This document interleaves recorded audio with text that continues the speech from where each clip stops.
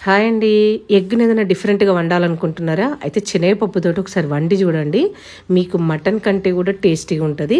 అయితే దీనికోసం ఫస్ట్ మనం ఒక గిన్నెలో ఆయిల్ ఏసేసి 2 ఇలాచీలు, 4 లవంగాలు, పచ్చిమిర్చి, మన ఉల్లిగడ్డలు ఉంటాయి కదా! సన్నగా తరిగేసి ఏసేసుకొని మంచిగా వేయించుకోవాలి.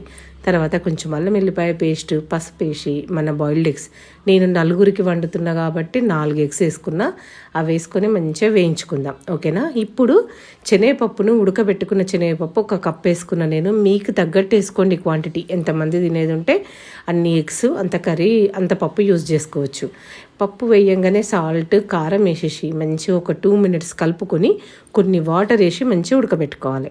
ఒక్క 10 మినిట్స్లో మన కర్రీ రెడీ అయిపోతుంది. ఎందుకు అంటే మనం ఆల్రెడీ శనగపప్పు ఉడకబెట్టేసి పెట్టుకున్నాం కాబట్టి ఎక్కువ టైం తీసుకోదు. దీంట్లో కొంచెం గరం మసాలా, కొంచెం ధనియాల పొడి, కొంచెం కొత్తిమీరాకు, అంతే. That's all. మన కర్రీ రెడీ అయిపోయింది. మీరు కూడా ఎంజాయ్ చేయండి.